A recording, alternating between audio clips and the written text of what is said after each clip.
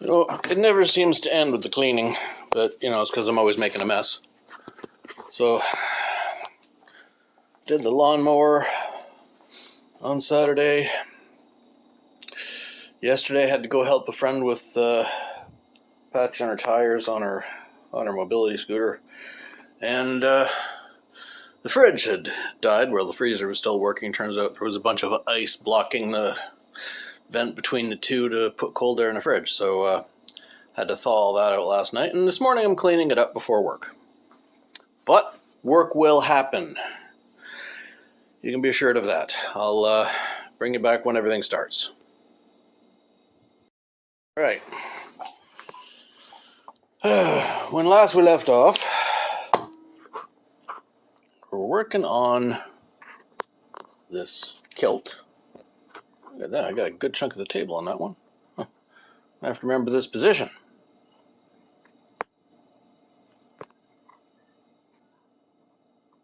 Okay, so we're working on the kilt. We have one of the pieces of the yoke right now, and the next set of measurements I need to take are to make the fall, which is the pleats, and they need to be the bottom edge of the yoke times 3 to account for the pleats, which means it is going to be 14,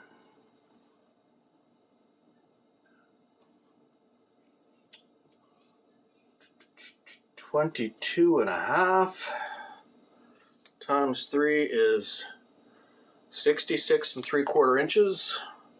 Well, that's going to be fun, and I need 2 of them, one for either side. Now, how wide is this fabric? Because I'm not going to do it sideways. It's a pattern. Chosen a pattern, so I can't exactly do it sideways.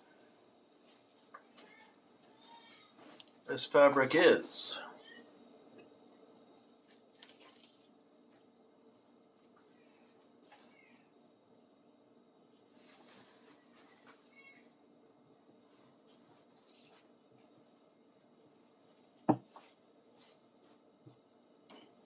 60. Oh wait, the pattern portion of it is 60.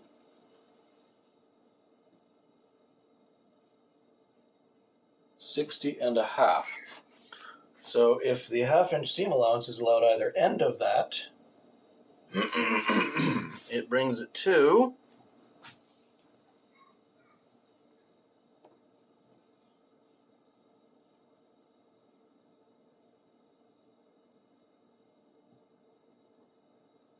62. Still not the 66 I need, so there's going to be some patching in here. So what would half of the 66.75, we'll call it 67, what would half of that be? And instead of doing the 1 twice, we'll do the half of that 4 times. There's enough material left. I think there may well be, but just to make sure here, it needs to be 19.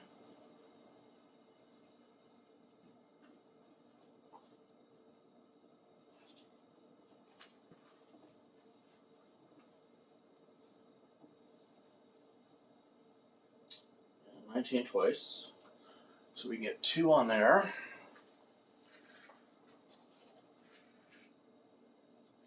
If we're lucky.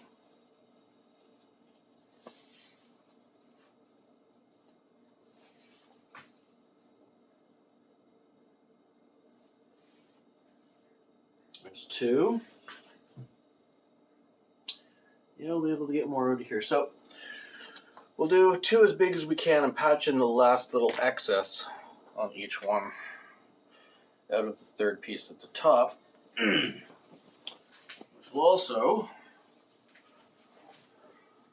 leave enough for us to make pockets. Yeah, this is going to be a ton of fun.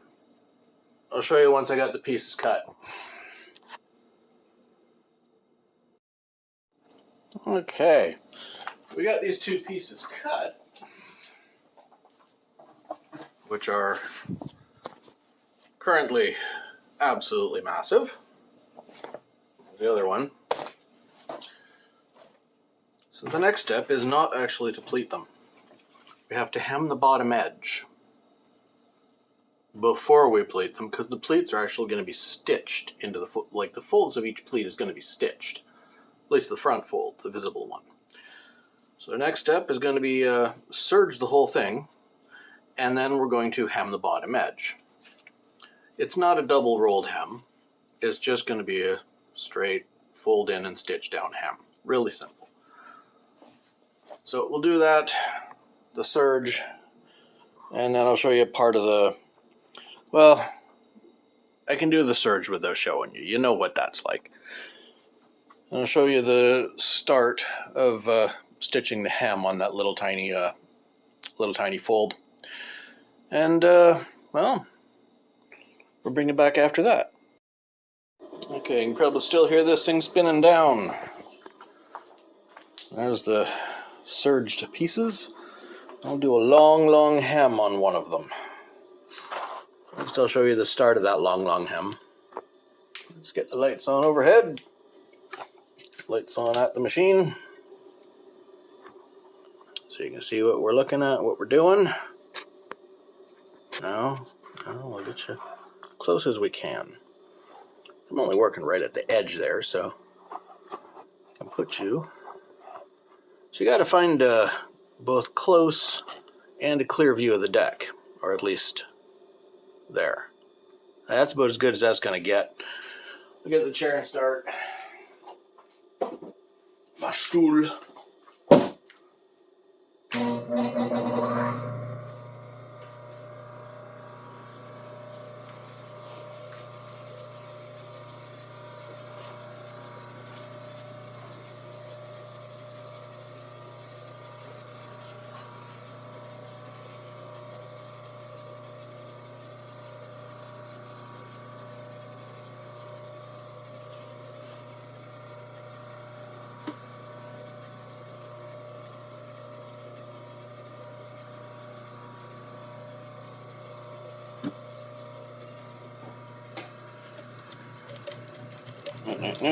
Standard, our regular backstitch that you always see me do.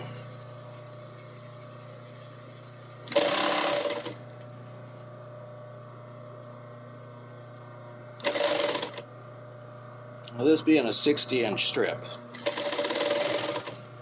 you can see what I'm doing here. Taking the serged edge and just rolling it up about an 1/8.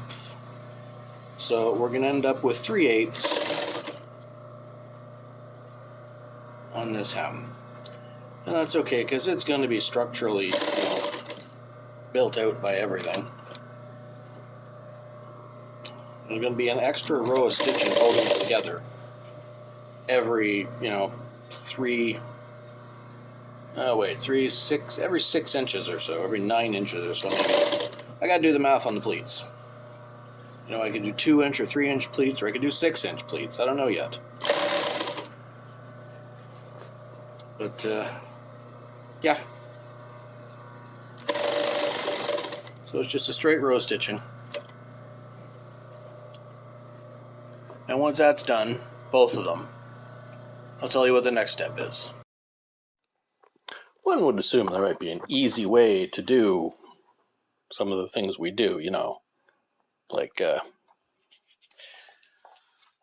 shortcut to some degree with all the technology we have. But pleats are not one of the things that allow for that. So, this is the top. That's going to attach to the yoke.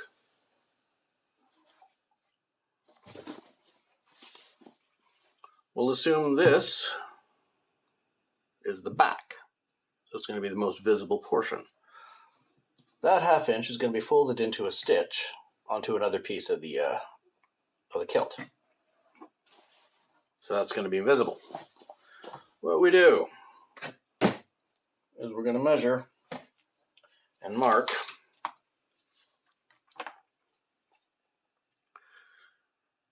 where the folds are going to be for the pleats. So we're doing 3-inch. So every 3 inches from this point here, being the edge of the pattern, every 3 inches I'm going to make a mark. There's an easier way for me to do this than doing that. But every 3 inches I'm going to make a mark. And on alternating, some of them are going to be visible, some of them are going to not. So there's 3, 6, 9, and it just keeps going until we get to the 60, whatever the hell it is we're doing.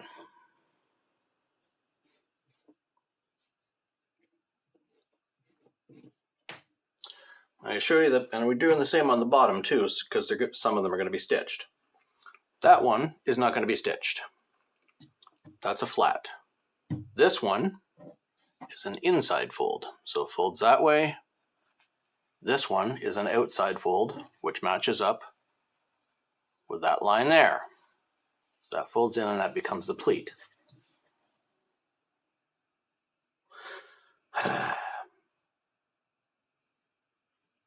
And we got a flat, an inside fold, and outside fold. So that line matches up with this line.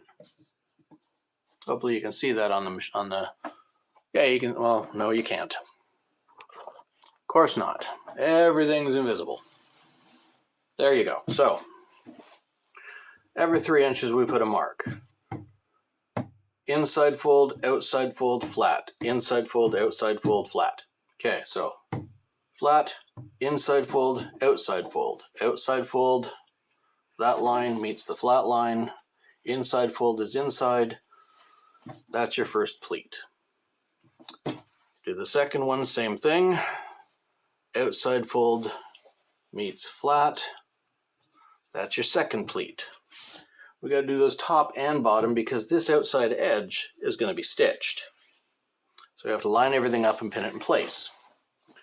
Once I got it all pinned in place, I'll show you what it looks like.